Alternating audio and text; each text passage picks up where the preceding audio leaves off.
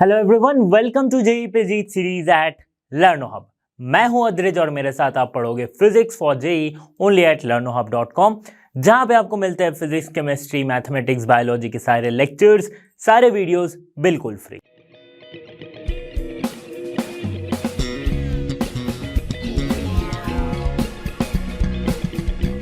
तो नए चैप्टर की ओर बढ़ते हैं और समझेंगे इस वीडियो में ग्रेविटेशन के कॉन्सेप्ट्स। ग्रेविटेशन चैप्टर जो कि हमारा अगला चैप्टर है, उससे रिलेटेड जेईई में बहुत ही कम सवाल पूछे जाते हैं, बट फिर भी कंसेप्चुअल अंडरस्टैंडिंग होना काफी इंपॉर्टेंट है। तो चलिए इसके कंसेप्ट्स को हम समझते हैं और शुरू करते हैं ये चैप्टर।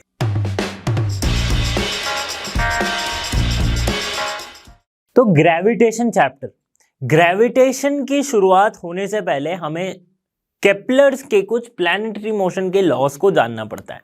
देखो, ग्रेविटेशन तो बाद में आती है, पहले एक मोशन जो होता है ना, कि जैसे हमने कहा है कि हमारा अर्थ जो है वो सन के अराउंड मोशन करता है, वैसे ही बाकी प्लैनेट्स भी सन के अराउंड मोशन होती है। तो ये जो मोशन हो रही है अराउंड, जो वो घूम रही है, ये हमें पता कैसे चला? तो ये बताया था, केपलर ने 3 लॉ दिए थे कि कैसे ये मोशन हो रही है, कैसे इसकी पाथ है और इससे रिलेटेड कुछ इंफॉर्मेशन। तो उसे हम कहते हैं Kepler's law of planetary motion. जिस 3 लॉ से हम प्लैनेट के मोशन को अराउंड द सन और अराउंड द जो भी हमारे सोलर सिस्टम है उसको हम समझ सकते हैं। ठीक है, तो पहला लॉ ऑफ केपलर्स जो आता है, जिसे कहते हैं लॉ ऑफ ऑर्बिट्स, ये क्या कहता है? Every planet revolves around the sun, every planet revolve around the sun in an elliptical orbit.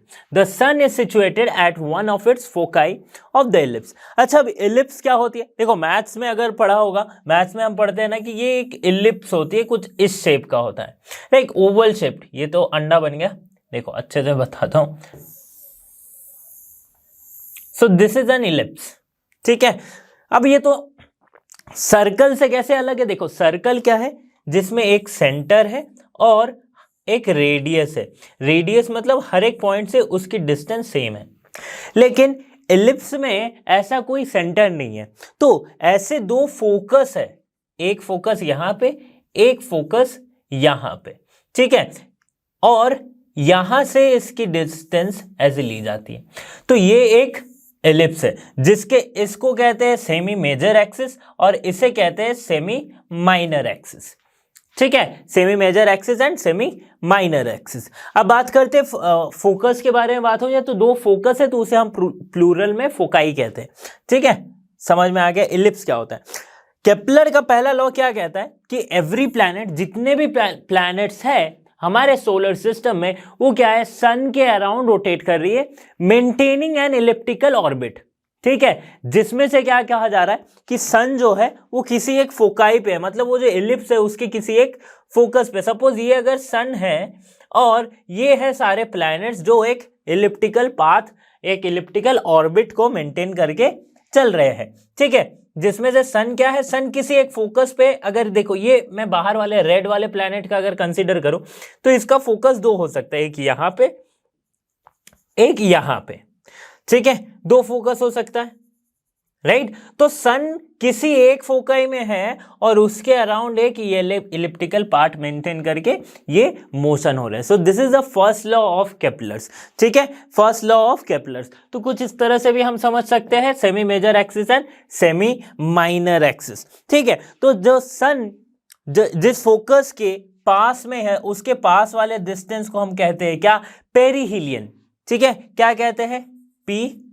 और जो दूसरा एंड है सेमी मेजर एक्सिस का, सॉरी, ये तो हो गया पेरीहिलियन।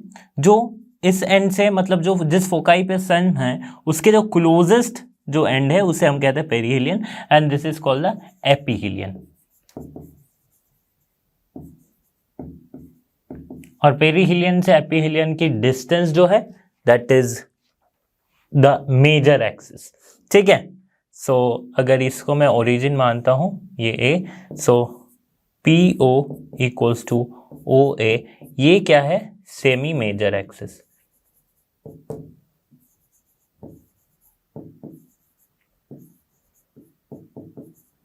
ठीक है, सेकेंड लॉ ऑफ केपलर्स क्या कहता है, this is also called the law of areas.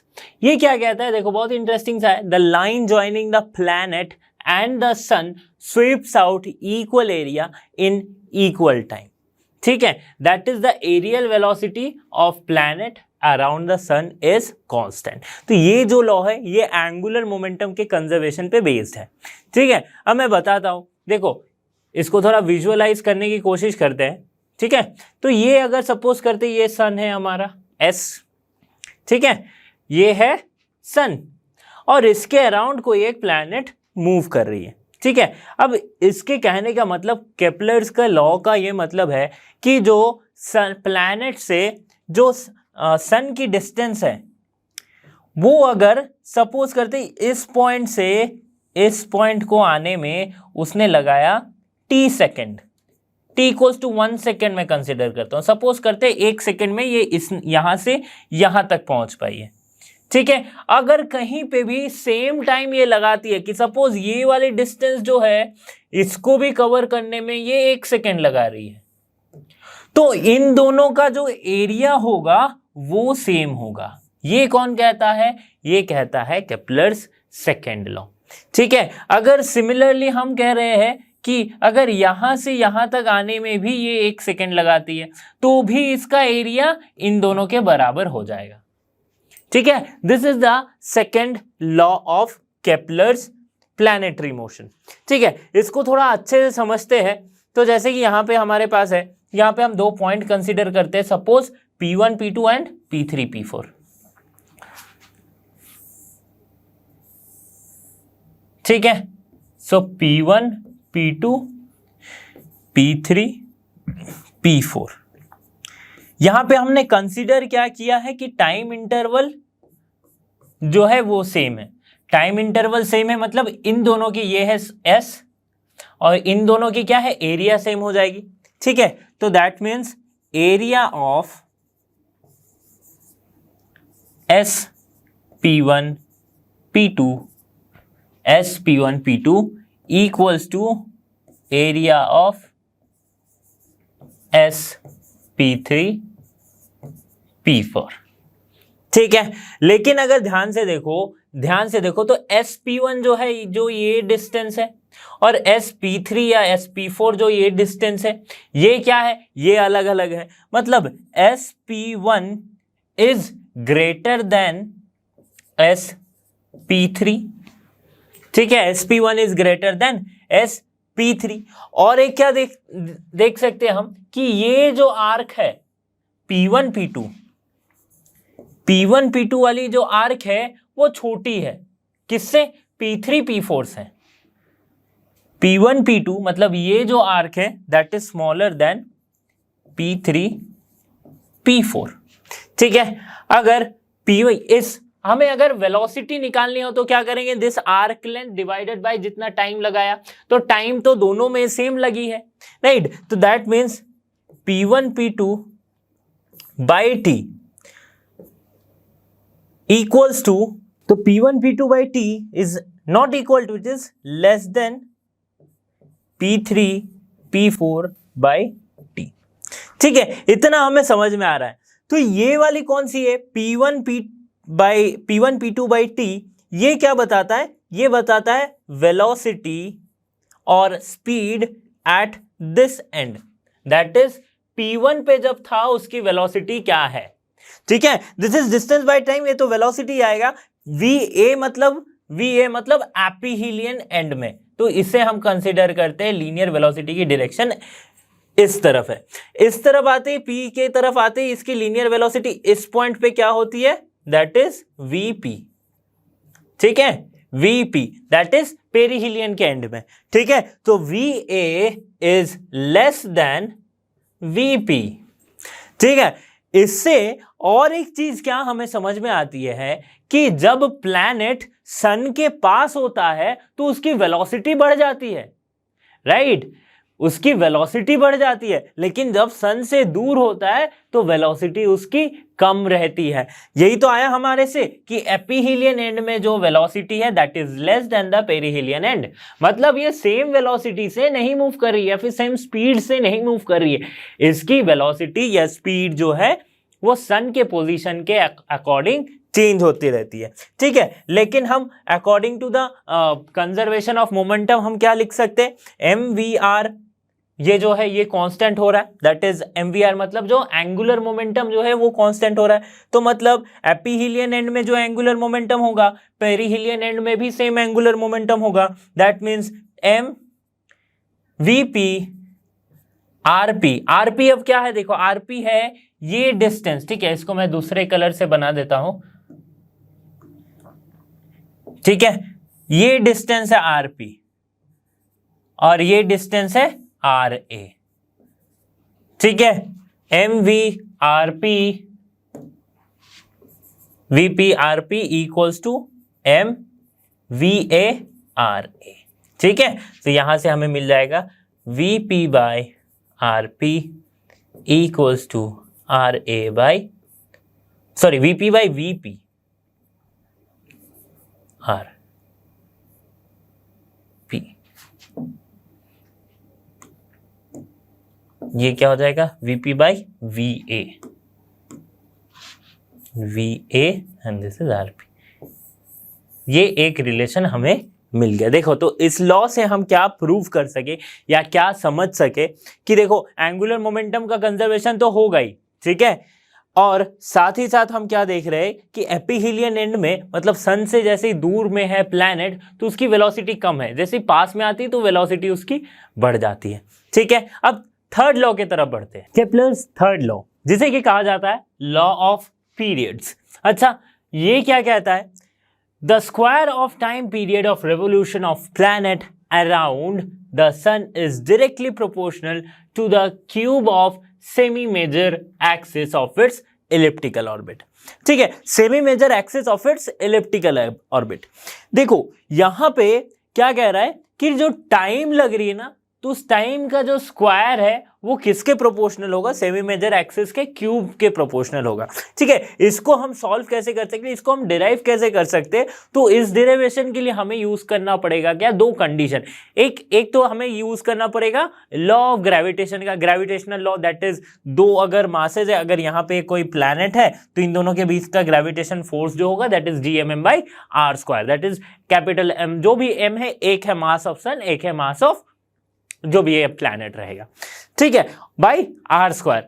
और एक हम कंसिडरेशन ये करेंगे कि ये इलिप्टिकल पाथ को हम कंसिडर कर लेंगे एज अ सर्कुलर पाथ, ठीक है, सर्कुलर पाथ, ठीक है। तो उसको कंसिडर करके हम ये शुरू करते हैं, इफ सर्कुलर ऑर्बिट है तो भाई सर्कुलर मोशन में हम क्या जानते हैं कि अगर प्लैनेट किसी एक ऑर्बिट को मेंटेन कर, किसी एक सेंटर को मेंटेन करके एक सर्कुलर मोशन कर रही है, इसका मतलब क्या है, उसमें सेंट्रीपिटल फोर्स लग रहा है, दैट मीन्स सेंट्रीफ्यूगल फोर्स लग रहा है वो, जो कि है इस तरफ, और एक अट्रैक्शन फोर्स होगा इस तरफ, तो दोनों बैलेंस होंगे, that is mv square by r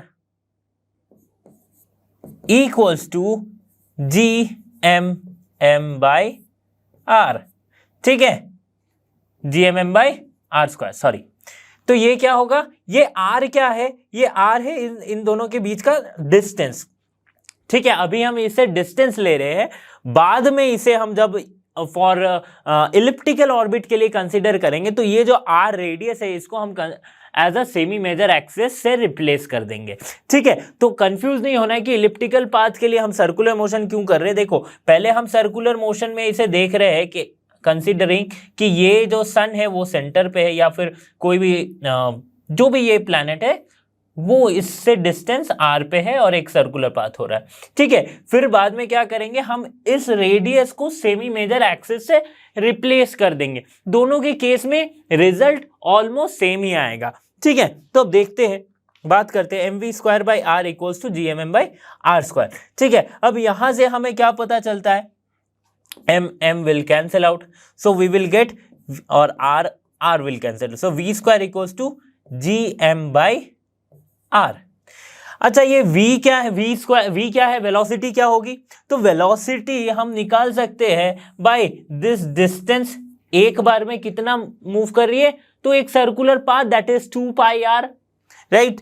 तो 2 पाई r बाई टाइम करेंगे तो हमें वेलोसिटी मिल जाएगा, सो 2 पाई आर बाई टी, और इसकी स्क्वायर ये क्या है gm बाई आर।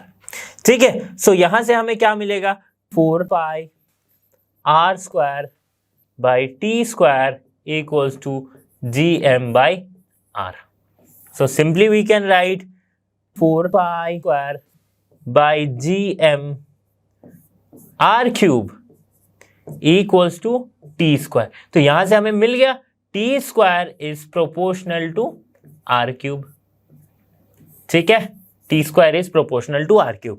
अब जब for elliptical orbit we can replace the R with semi major axis, तो आर को यहां पे हम कह सकते हैं सेमी मेजर एक्सिस। ठीक है, this is the Kepler's third law. अब बात करते हैं ग्रेविटेशन की। तो ग्रेविटेशन है क्या? तो किसी भी दो ऑब्जेक्ट इन स्पेस, उनके बीच की एक अट्रैक्शन फोर्स को हम कहते हैं ग्रेविटेशन। तो कभी भी दो ऑब्जेक्ट अगर अ डिस्टेंस सेपरेटेड एक दूसरे से रखी गई हो, तो दोनों के बीच में एक इनविजिबल अट्रैक्टिंग फोर्स दिखेगा, जिसे हम कहेंगे क्या, और ये एक्चुअली नॉन कॉन्टैक्ट फोर्स है, जिसे हम कहेंगे ग्रेविटेशनल फोर्स। मतलब कोई भी दो ऑब्जेक्ट आपस में अट्रैक्ट होगी। ये जो फोर्स है ये हमारे फंडामेंटल फोर्स का एक फोर्स है। ठीक है, चार फंडामेंटल फोर्सेस होते हैं। क्या क्या होते हैं? That is the gravitational force, ठीक है, weak nuclear force, strong nuclear force and electromagnetic force. These are the four fundamental forces, जिसमें सबसे जो वीक फोर्स होता है that is the gravitation force, और इसकी रेंज सबसे ज्यादा होती है। ठीक है, तो उस पे बाद में डिस्कस करते हैं। पहले ये आते हैं कि ये न्यूटन ने इसकी डिस्कवरी कब की थी? 1965 में, राइट। ये कहा जाता है कि वो एक पेड़ के नीचे बैठे थे, तो जैसे वो पेड़ से फल नीचे गिरा तो उनके दिमाग में आया कि ये फल नीचे क्यों गिरा, ऊपर क्यों नहीं गया। फिर उसने ये डिस्कवर किया कि दो पार्टिकल अट्रैक्ट होती, दो बॉडीज एक दूसरे के पास अट्रैक्ट होती है, इसीलिए नीचे की ओर आई, because earth is another body and this apple is another body. ठीक है, तो फिर उन्होंने ये इक्वेशन दिया F equals to GMM by are square. तो उसने क्या कहा कि जो फोर्स होगा, ये जो अट्रैक्शन फोर्स होती है, ये किसके बराबर होती है? अगर दो मासेज है, सपोज करते हैं कि दो मासेज है, एक है m1 और एक है m2, they are separated by some distance r। ठीक है, they are separated by some distance r। तो ये जो ग्रेविटेशनल फोर्स ऑफ अट्रैक्शन होगा इन दोनों के बीच में, that will be proportional to the product of their masses, right, and will be proportional to the inversely proportional to the square of the distance between them। मतलब इन दोनों के बीच का जो डिस्टेंस है, इसके स्क्वायर पे ये इनवर्सली प्रोपोर्शनल होगा। तो इससे हम क्या लिख सकते हैं? F is proportional to m1 m2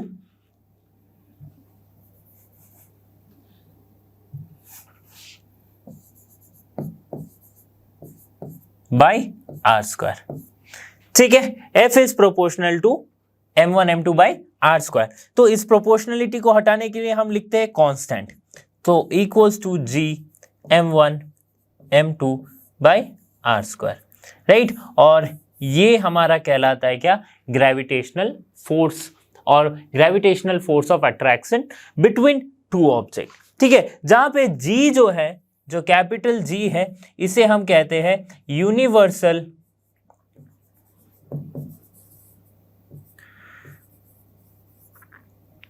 gravitational constant.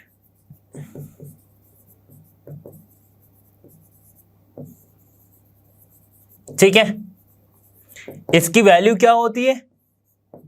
6.67 into 10 to the power -11 newton metre square, right, sorry, newton metre square per KG square. ठीक है, newton metre square per KG square. ये हो गई क्या? ग्रेविटेशनल, यूनिवर्सल ग्रेविटेशनल कांस्टेंट की value. ठीक है, अब आपको पता है यहां से हमें इसकी वो भी निकाल सकते हैं, क्या कहते हैं, डायमेंशन भी निकाल सकते हैं। कैसे निकाल सकते हैं? देखो, फोर्स की डायमेंशन, देखो मुझे याद नहीं है, मैं कैसे निकालूंगा? सिंपली डायमेंशन का भी एक बार रिवाइज हो जाएगा इसमें। मुझे याद है ही नहीं, मैं कैसे निकालूंगा? देखो क्या है, जी क्या है? F R square by m1 m2। ठीक है, ये है जी। तो इनकी डायमेंशन अगर मैं निकालना चाहूं तो कैसे निकालूंगा, तो फोर्स की dimension m l t minus two, ठीक है, t माइनस टू, साथ में एक r स्क्वायर, तो इसकी यूनिट क्या है r स्क्वायर। तो यहाँ पे नीचे भी ये क्या है m1 m2, यानी कि दोनों ही मास है तो m स्क्वायर, ठीक है। तो यहां से हम इसकी क्या निकालेंगे dimension, that is m minus one l square l cube t minus two, m minus one L square t minus two. ये हो गई इसकी डायमेंशन, किसकी, यूनिवर्सल ग्रेविटेशनल कांस्टेंट की। ग्रेविटेशनल लॉ का एक कंडीशन है, क्या कंडीशन कहता है कि ग्रेविटेशन जो है ये तब तक वैलिड है जब तक कि इसकी साइज जो है, देखिए हमने क्या कहा था, इसकी रेंज काफी ज्यादा है, राइट। लेकिन जैसे ही इसकी रेंज हम कम करते जा रहे हैं, मतलब अगर 10 टू दी पावर -9 तक आ जाए, 10 टू दी पावर -9 के नीचे, मतलब कि क्या है, नैनोमीटर या फिर नैनो रेंज के नीचे जब आती तो ग्रेविटेशनल लॉ फेल कर जाती, तो वहां पे ग्रेविटेशनल लॉ हम कंसिडर नहीं कर सकते। मतलब अगर मैं बात करूं दो इलेक्ट्रॉन्स का, कि एक ऑर्बिट में एक इलेक्ट्रॉन है, एक और ऑर्बिट में दूसरा इलेक्ट्रॉन है, तो दोनों इलेक्ट्रॉन के बीच में क्या ग्रेविटेशनल लॉ से हम निकाल सकते, नहीं निकाल सकते, because in the range of 10 to the power -9 meter the gravitational law fails। Okay, अब आगे बात करते हैं कि ग्रेविटेशनल लॉ के इसके डिपेंडेंस के बारे में। तो ये किस किस चीजों पे डिपेंड करती है, तो ग्रेविटेशनल लॉ, या फिर अच्छे से बोले तो इसके इंडिपेंडेंस के बारे में, ये किस किस चीजों पे डिपेंड नहीं करती। पहली बात तो ये कि ये किसी मीडियम पे डिपेंड नहीं करती है, इससे फर्क नहीं पड़ता है कि इसके बीच में मीडियम है या नहीं है, ठीक है। कोई भी अगर तीसरा पार्टिकल भी अगर अंदर होता है, फिर भी दो पार्टिकल के बीच का ग्रेविटेशनल फोर्स हम ले सकते हैं, तो ये एक इंडिपेंडेंस है, राइट। रेंज ज्यादा है, और क्या हम देख सकते हैं कि this is a central force.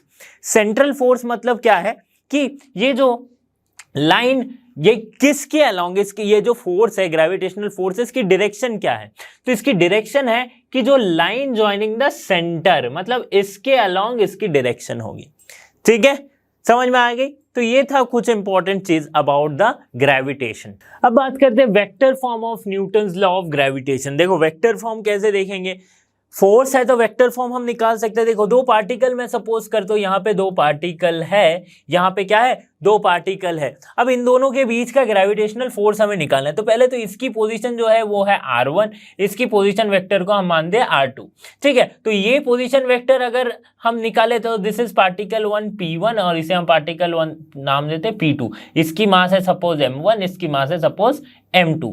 तो अगर मैं F12 निकालू, 1-2 मतलब क्या होता है, 1-2 मतलब फोर्स ऑफ अट्रैक्शन, मतलब फर्स्ट पार्टिकल दूसरे पार्टिकल पे कितना फोर्स अप्लाई कर रही है, फर्स्ट पार्टिकल दूसरे पार्टिकल पे कितना फोर्स अप्लाई कर रही है, दैट इज F12। तो ये क्या होगा, Gm1 m2 बाय r। अच्छा वेक्टर फॉर्म है तो क्या लिखेंगे, ये कौन सी, अच्छा यहां से ये वाली वेक्टर क्या हो जाएगी, r12। लेकिन अगर मैं उल्टा देखूं कि यहां से ये वाली वेक्टर क्या आ जाएगी, वो है r21। तो हमें क्या पता चल रहा है, r12 vector is minus of r21 vector, right. r12 vector is minus of r21 vector, right. इसीलिए इनकी जो यूनिट वेक्टर्स होंगी, वो मैं बताता हूं कैसे होंगी। सो r12 का ये अगर वेक्टर सम करते हैं Gm1 m2 by r square, तो r12 का स्क्वायर यानी कि इसका मैग्नीट्यूड हो गया into unit vector, that is r12 unit vector, ठीक है, r12 यूनिट वेक्टर। उसी तरह से अगर मैं ये वाला फोर्स निकालूं, that is force of attraction of force of attraction by particle 2 और मास 2 ऑन 1। 2 ने 1 पे कितना फोर्स लगाया, ये कैसे लगाए, F21। तो यहां पे लिखेंगे Gm2m1 बाय r21 का स्क्वायर इनटू r21। अब देखो ये दोनों जो है r12 यूनिट वेक्टर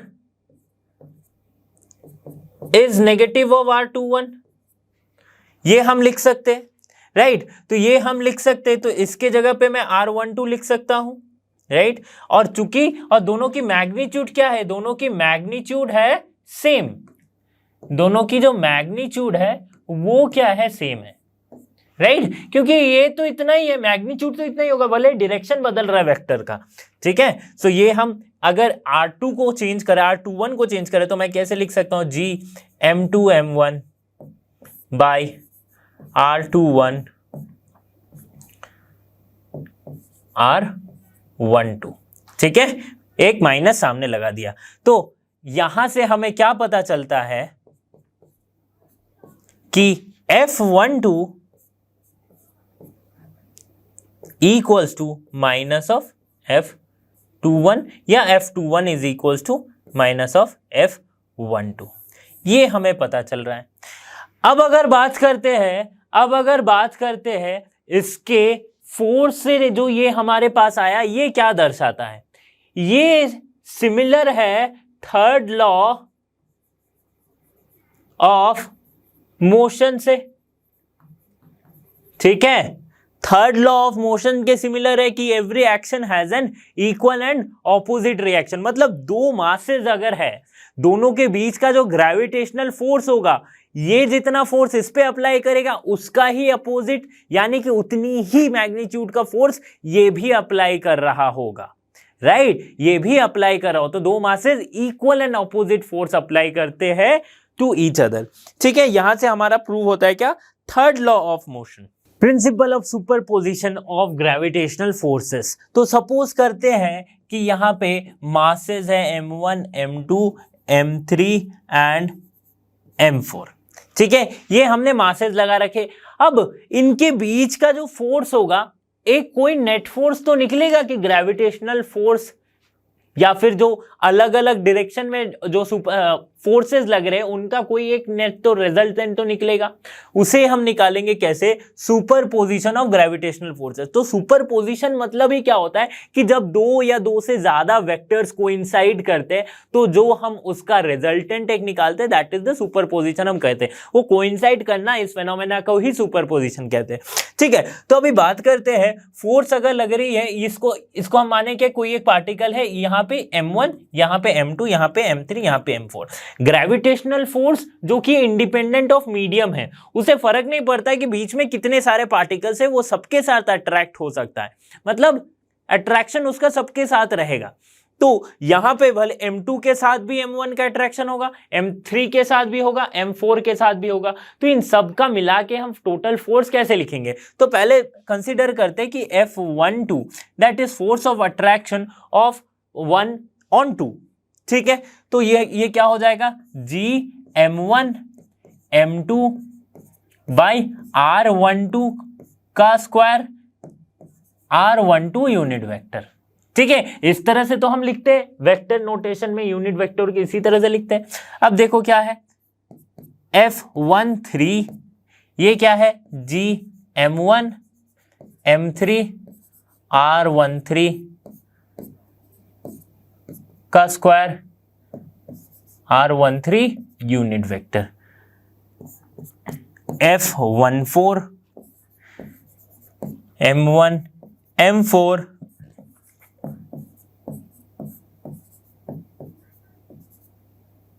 ठीक है, ये हो गया। अब सपोज करते हैं अगर n नंबर ऑफ पार्टिकल्स है, तो this will go on, so and so on. ये क्या आएगा, F1n क्या हो गया, G M1 N1 R1n का स्क्वायर, R1n यूनिट वेक्टर। तो इस तरह से जाएगा। तो इसके सुपरपोजिशन को हम सिंपली ऐड करके लिखेंगे, तो द ग्रेविटेशनल फोर्स जो आएगा वो क्या हो जाएगा, G M1 M2 bye R12, ठीक है, unit vector R12 plus G M1 M3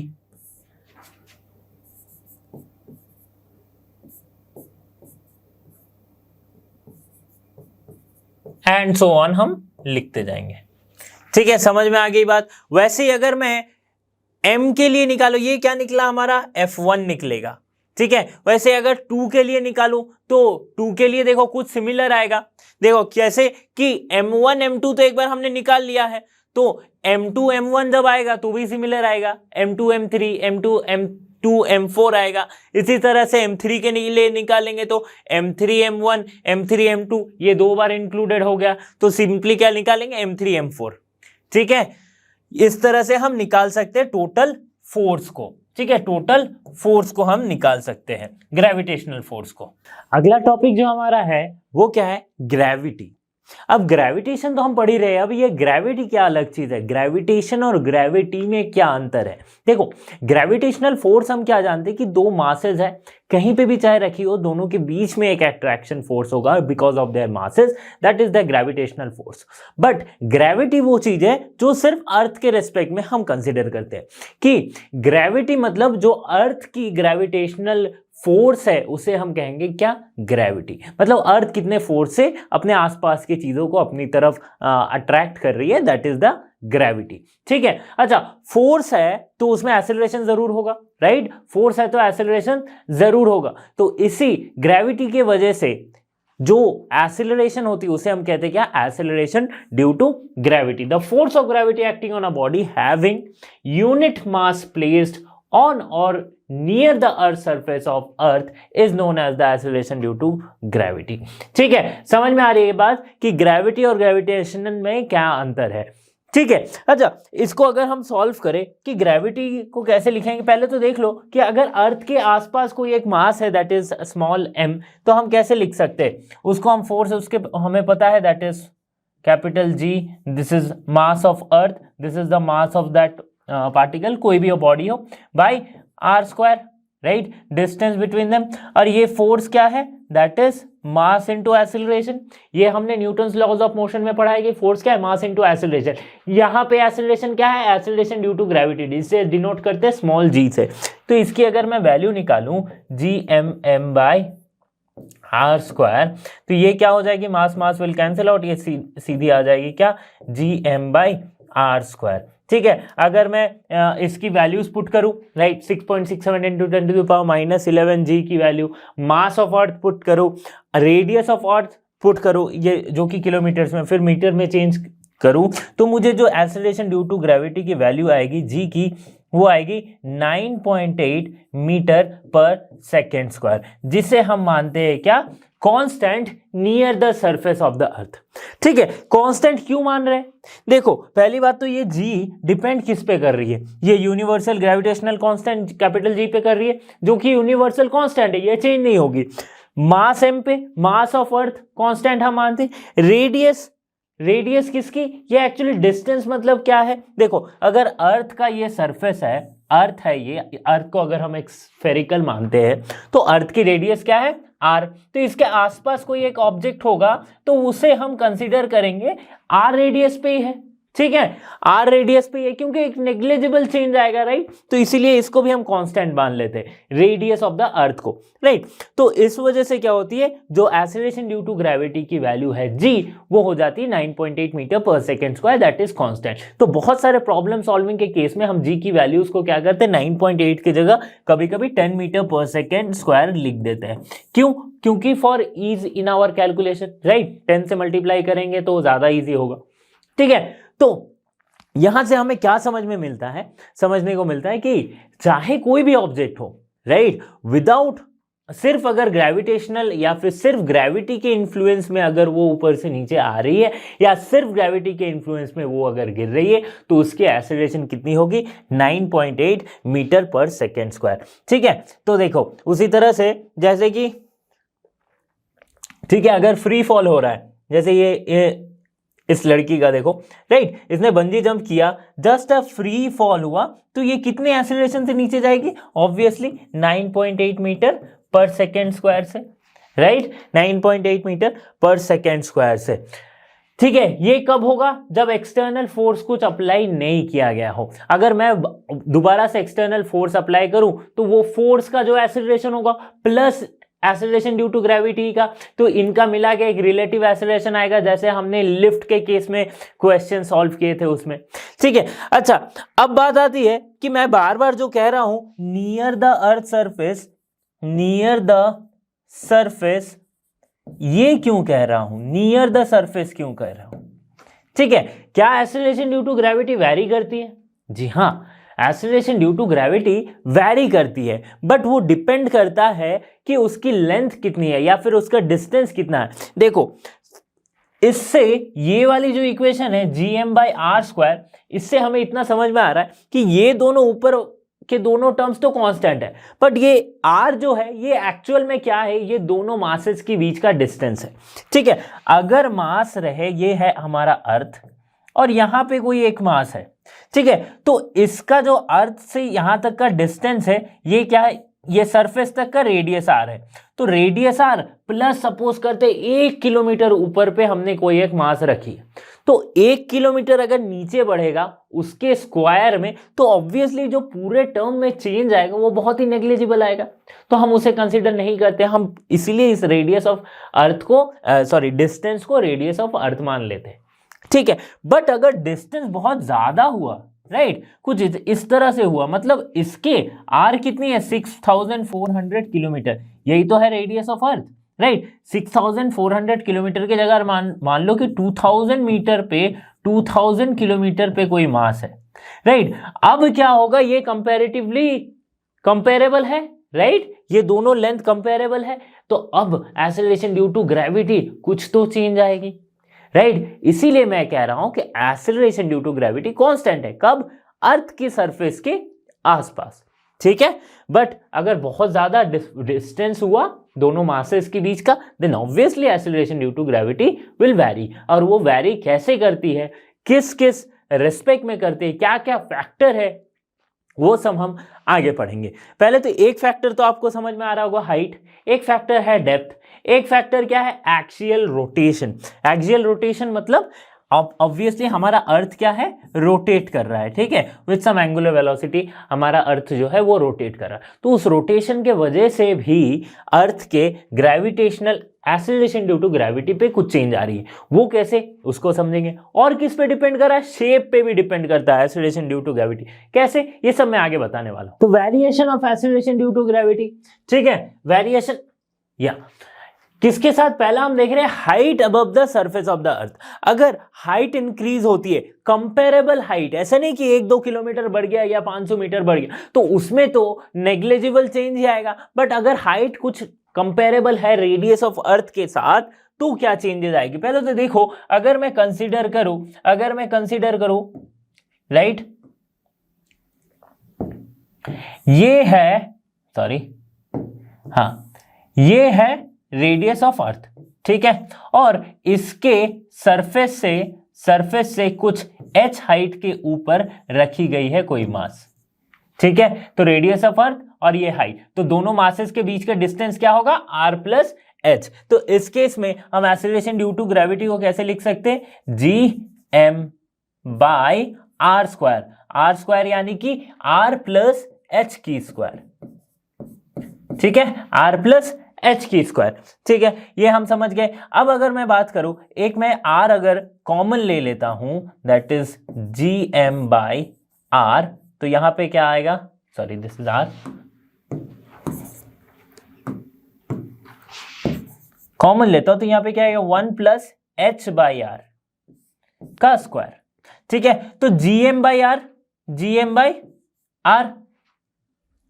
r square common लेता हूं, हाँ, तो फिर मेरे पास ये टर्म आ सकता है, क्यों, क्योंकि हमें पता है, अच्छा ये है effective g, effective acceleration due to gravity. Effective क्यों, क्योंकि ये ओरिजिनल से डिफरेंट हो रही है, हाइट के साथ साथ वेरी कर रही है, इसीलिए इफेक्टिव जी बोलते हैं। तो जी हमारे पास क्या है, gm/r², ये हमें पता है, ठीक है, जो कांस्टेंट वैल्यू है, जो कि होती है 9.8 मीटर पर सेकेंड स्क्वायर, ठीक है। अगर मैं r² यहां से कॉमन लेता हूं तो मेरे पास बचेगा 1/h प्लस r का रूट अंडर होल स्क्वायर, और ये क्या है, gm/r², that is d, so d dash equals to g/1 plus h/r की होल स्क्वायर, ठीक है, 1 प्लस h/r की होल स्क्वायर। तो यहां से क्लियरली हमें पता चलता है कि जी डैश जो है वो ऑब्वियसली कम है किससे, जी से। तो मतलब as the height increases g decreases. ठीक है, हाइट इंक्रीज हो रही है तो जी डिक्रीज हो रही है, क्योंकि ये टर्म अगर इंक्रीज होगा तो डिनोमिनेटर इंक्रीज होगा, डिनोमिनेटर इंक्रीज होने का मतलब है ये पूरा टर्म डिक्रीज होना। तो as the height keeps on increasing, G क्या है, कीप्स ऑन डिक्रीजिंग। बट अगर क्या है कि if h is much much smaller than r, बहुत स्मॉल है, अर्थ के आसपास है कहीं, तो क्या होगा, तो देखते। तो ये वाला जो टर्म है G dash G into 1 plus H by R की होल स्क्वायर के, ये -2 आ जाएगा, ये ऊपर हम ले गए तो -2 आ जाएगा। इसका मैं अगर बाइनोमियल एक्सपेंशन करूं और स्क्वायर वाले टर्म को नेग्लेक्ट करूं तो मुझे क्या मिलेगा, 1 - 2h बाई आर। तो 2h बाई आर मिलेगा, 1 - 2h बाई आर मिल रहा है, समझ रहे हो ना। तो ये टर्म जो है ये 1 से भी छोटा हो रहा है, राइट, 1 से भी छोटा हो रहा है। तो जी डैश में जो चेंज आएगा वो बहुत ही नेग्लेजिबल आएगा, जी डैश में जो चेंज आएगा वो बहुत ही नेग्लेजिबल आएगा। ठीक है, अगर बात करते हैं कि हाइट जो है वो आर के बराबर हो जाए, मतलब ये भी रेडियस ऑफ अर्थ हो जाए। ठीक है, कुछ एक हाइट है सपोज, वो भी रेडियस ऑफ अर्थ, मतलब क्या 6400 किलोमीटर के आसपास अगर हाइट हो जाए तो क्या हो जाएगा, तो जो जी डैश है effective gravitational acceleration due to gravity, उसको हम कैसे लिख सकते हैं, G by 1 plus H by R है तो उसके जगह आर बाई आर हो गया, का square that is r by r, यानी कि ये हो गया 1, 1 + 1 2, 2 का स्क्वायर 4, सो जी बाई 4। मतलब अगर हम इतना ही डिस्टेंस ऊपर की ओर मूव करें हाइट में, अगर रेडियस ऑफ अर्थ के जितना हम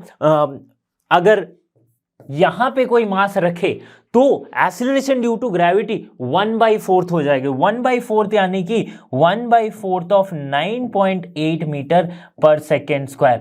समझ रहे हो, इतनी घट जाएगी। तो क्लियरली हमें पता चल रहा है क्या, हाइट के साथ साथ acceleration due to gravity decrease होते रहती है, हाइट जैसे जैसे इंक्रीज होगी एक्सीलरेशन ड्यू टू ग्रेविटी वैसे वैसे डिक्रीज होगी।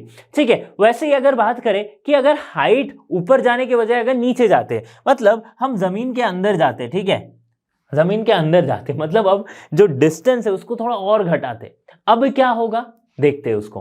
तो वही डिस्कशन है कि अगर डेप्थ पे हम जाते हैं, right, acceleration due to gravity depth के साथ कैसे वैरी करती है। तो पहले अगर अर्थ की रेडियस कितनी है, इतनी है आर, अब हम आ जाते हैं कुछ एक डेप्थ डी पे, कुछ एक डेप्थ डी पे आ जाता है, ठीक है, तो क्या हो जाएगी, ये आर है, तो क्या हो जाएगी एक्सीलरेशन ड्यू टू ग्रेविटी, तो वो उसको पहले हम चेक करते हैं। बट इसके लिए हमें समझना पड़ेगा क्या, हमें समझना पड़ेगा मास डेंसिटी का कंसेप्ट। तो मास डेंसिटी का कंसेप्ट तो हम जानते ही, हमने जब सेंटर ऑफ मास पढ़ा था, राइट, तब हमने मास डेंसिटी का कंसेप्ट समझा था, रोटेशनल मोशन में मास डेंसिटी का कंसेप्ट समझा था। एक बार मैं फिर से बताता हूं, मास डेंसिटी क्या है। हम कंसीडर करते हैं कि अर्थ के हर एक यूनिट पार्ट में, यूनिट वॉल्यूम में इक्वल मासेस है, ठीक है, यही है, उसे हम डिनोट करते हैं कैसे, रो से, that is the mass density. तो डेंसिटी क्या होती है, mass by volume, mass per unit volume, density rho क्या होगी, मास पर यूनिट वॉल्यूम। मास क्या है अर्थ की, m, ठीक है, और वॉल्यूम क्या है 4/3 पाई आर क्यूब, ठीक है, ये तो है 4/3 पाई आर क्यूब। क्यों लिखा, क्योंकि हमने कंसीडर किया कि अर्थ एक स्फीयर है, कंसीडर करते, ठीक है, वैसे अर्थ तो स्फीयर है नहीं, राइट, परफेक्ट स्फीयर नहीं है, ठीक है, 4/3 पाई आर क्यूब हमने कंसीडर किया। तो यहां से हम अर्थ की मास को हम लिख सकते 4/3 पाई आर क्यूब रो, ठीक है, ये हम अर्थ की मास लिख सकते हैं। अच्छा, तो g क्या हो जाएगी, g = gm/r स्क्वायर, ठीक है, तो यहां पे मास की वैल्यू पुट करेंगे तो हमें क्या मिल जाएगा, g × m के जगह पे 4/3 pi R cube rho by R square. So R square और ये कैंसिल आउट होगा, हमें क्या मिलेगा 4/3 पाई आर रो जी, ये हमें मिल गया जी। अब बात करते हैं अगर डेप्थ पे जाते हैं, अगर डेप्थ पे जाते हैं at d depth,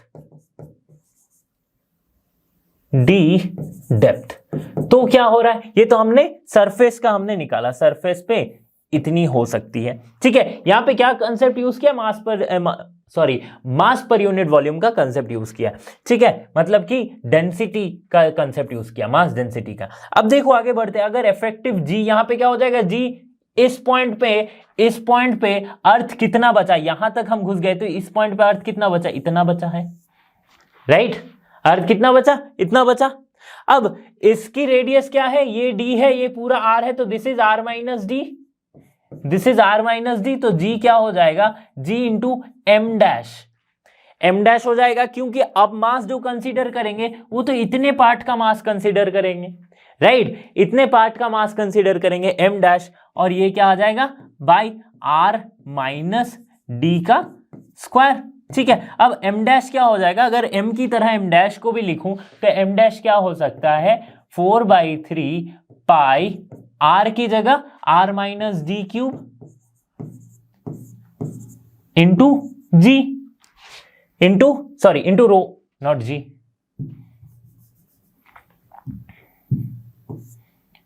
into rho, ठीक है, उसको पुट करो तो G into 4/3 pi R minus D cube into rho by R minus D की स्क्वायर, तो ये कितना आ जाएगा, this is 4/3 pi R minus D, ये स्क्वायर और ये क्यूब यहां से कैंसिल आउट होगा, बचेगा R minus D and rho G, ठीक है, ये आ गया। अब अगर कंपेयर, ये क्या है हमारा effective acceleration due to gravity, अगर मैं कंपेयर करता हूं जी डैश बाई जी, तो हमारे पास देखो 4/3 पाई और ये रो जी कैंसिल आउट हो जाएंगे, बचेगा क्या, R minus D by R, R minus D by R, so G dash equals to ji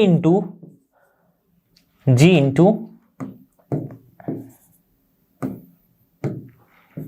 are minus D by R, और सिंप्लीफाई करके लिखे तो G dash equals to G into 1 minus D by R, ठीक है। Again clearly हमें क्या पता चल रहा है कि जी डैश जो है वो कम है जी से, जी डैश जो है वो जी से कम है, ठीक है, मतलब जैसे जैसे डेप्थ बढ़ते, डी क्या है, डेप्थ है, जैसे जैसे डेप्थ बढ़ते जाएगी एक्सीलरेशन ड्यू टू ग्रेविटी फिर से घटते जाएंगे।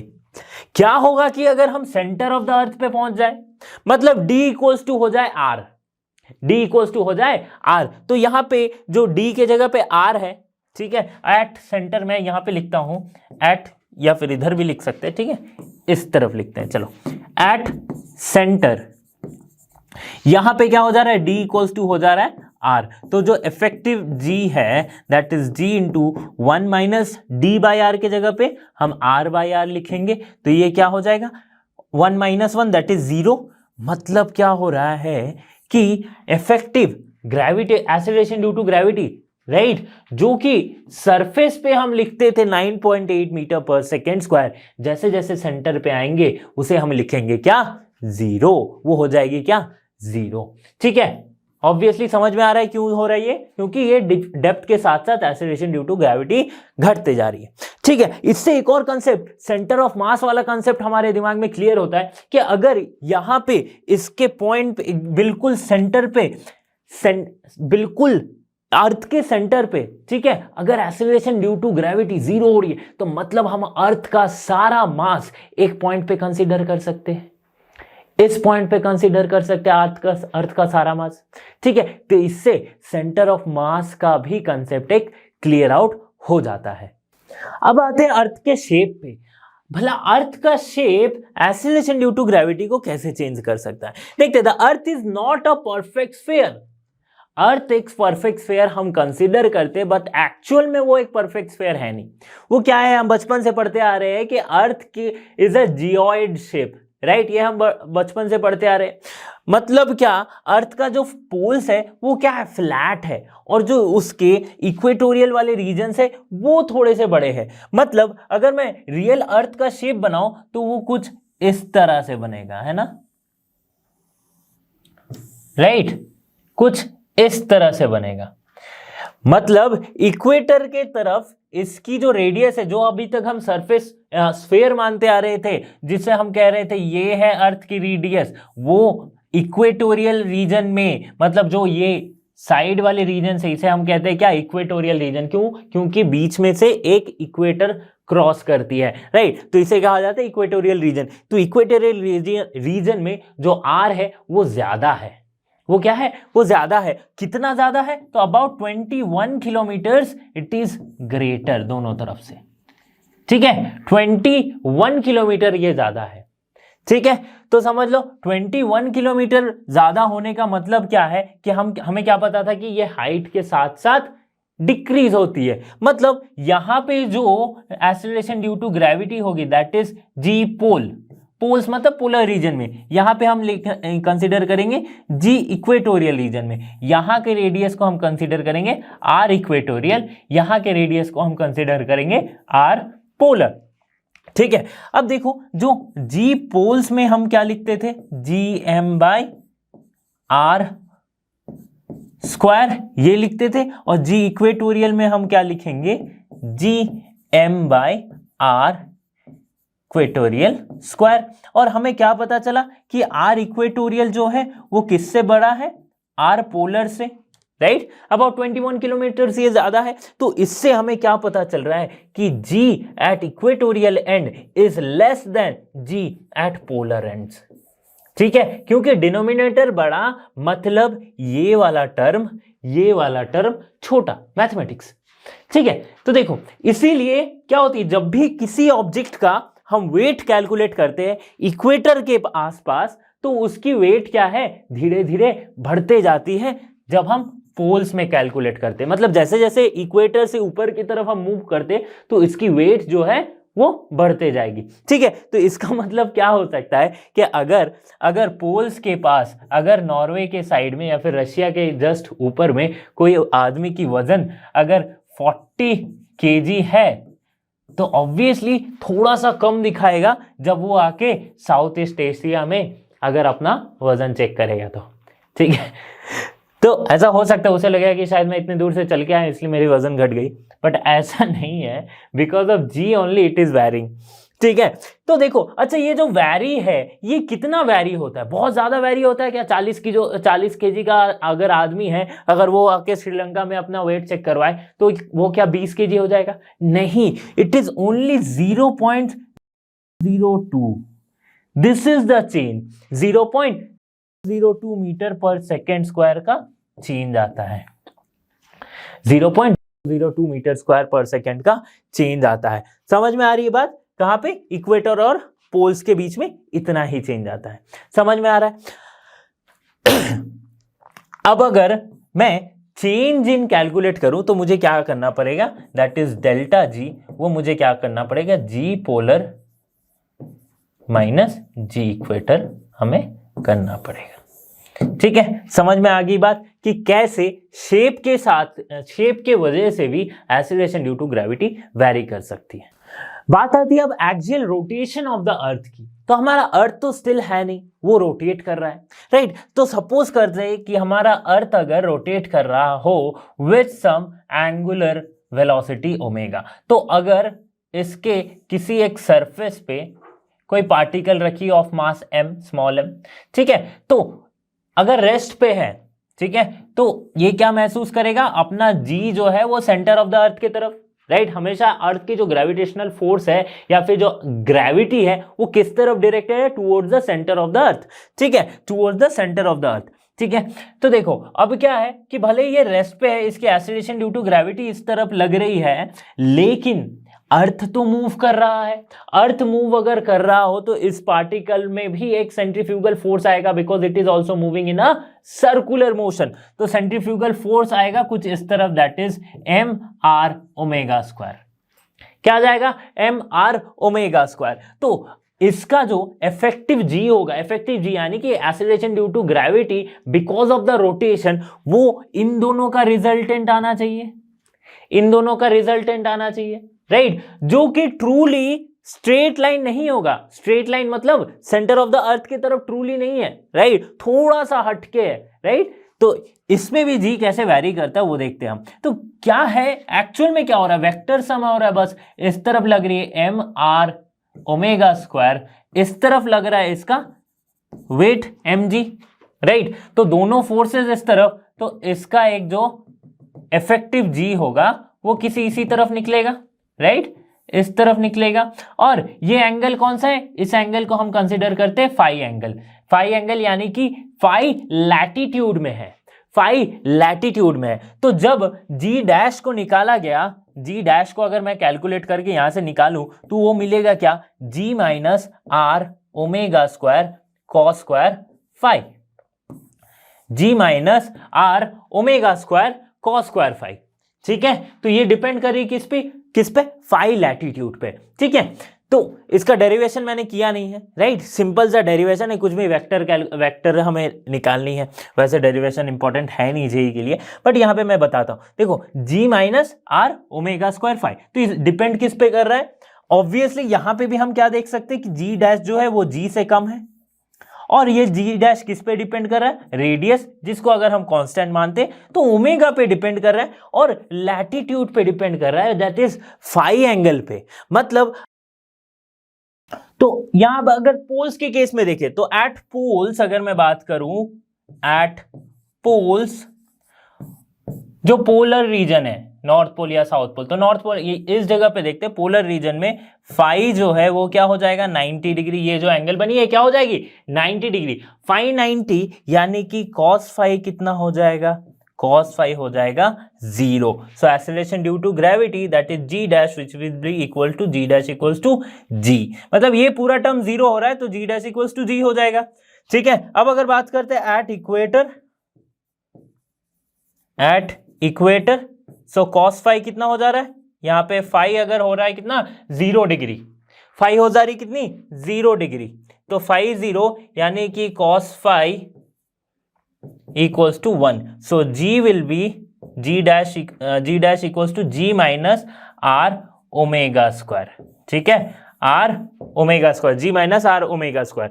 तो इसलिए हमें पता चल रहा है कि इसमें ये है क्या मैक्सिमम वैल्यू, राइट, इसमें ये क्या है मैक्सिमम वैल्यू, और ये क्या है मिनिमम वैल्यू, ठीक है, ये क्या है मिनिमम वैल्यू, ठीक है। तो ये है मैक्सिमम एट पोल्स और minimum at g minus are omega square, ये है मिनिमम वैल्यू। तो इसीलिए किसी भी ऑब्जेक्ट की जो वेट है, राइट, वो किस पे डिपेंड करती है, एक्सीलरेशन ड्यू टू ग्रेविटी पे, because W equals to mg ये होता है, तो वेट जो है वो एक्सीलरेशन ड्यू टू ग्रेविटी पे डिपेंड करती है, क्योंकि मास तो कांस्टेंट है। तो इसीलिए जब भी किसी ऑब्जेक्ट को वेट किया जाता है, राइट, उसकी वजन की जाती है, तो इसका मतलब क्या है कि अगर मैं इक्वेटर पे वजन करूं तो वो वजन कितनी आएगी, कम आएगी, राइट, क्योंकि इक्वेटर पे जी इफेक्टिव जो है ये वो मिनिमम है, और इसीलिए इक्वेटर से जैसे जैसे उसे मैं ऊपर की ओर लेता जा रहा हूं, जैसे जैसे उसे पोल्स की तरफ लेता जा रहा हूं, तो उसकी वजन जो है वो बढ़ती जा रही है, क्योंकि पोल्स पे एक्सीलरेशन ड्यू टू ग्रेविटी क्या है मैक्सिमम है, पोल्स पे एक्सीलरेशन ड्यू टू ग्रेविटी क्या है मैक्सिमम है। तो सपोज करते हैं अगर कभी ऐसा हो कि एंगुलर वेलोसिटी ऑफ अर्थ, वैसे तो अर्थ की एंगुलर वेलोसिटी कांस्टेंट है, बट अगर एंगुलर वेलोसिटी ऑफ अर्थ जो है उसे इंक्रीज कर दिया जाए, कभी एंगुलर वेलोसिटी अगर गलती से कोई भी ऐसी केस हुई कि अर्थ की एंगुलर वेलोसिटी इंक्रीज हो गई, तो इसके लिए इफेक्ट किस पे पड़ेगा, एक्सीलरेशन ड्यू टू ग्रेविटी पे। लेकिन एक ऐसा पॉइंट आएगा जहां पे कोई इफेक्ट नहीं होगा, that is at the poles, तो इसलिए पोल्स पे acceleration due to gravity constant रहेगी। समझ में आ गई बात। तो स्टूडेंट्स इस वीडियो में हमने ग्रेविटेशन को समझा है, ग्रेविटी को समझाया, और साथ ही साथ एक्सीलरेशन ड्यू टू ग्रेविटी के वेरिएशंस को समझाया। इसी तरह से हम आगे भी ग्रेविटेशन के और कंसेप्ट को समझेंगे। तो इसी सब वीडियोस के लिए बने रहिए लर्नो हब के साथ, क्योंकि लर्नो हब फ्री है पर बेस्ट है। So thanks for being here and have a great day.